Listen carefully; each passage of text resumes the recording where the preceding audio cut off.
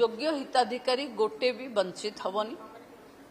जो समय रे आम पाखे प्रमाणित तथ्य आसुची तो आमे तांको नुआरे जोड़ुछु।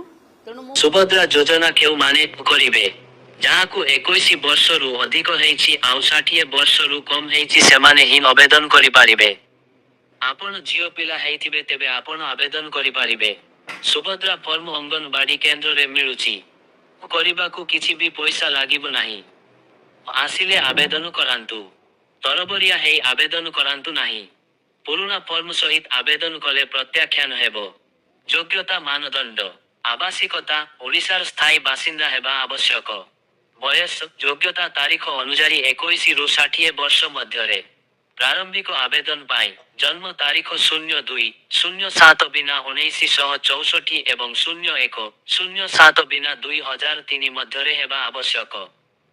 खाद्य सुरक्षा राशन कार्ड थिबा आवश्यक।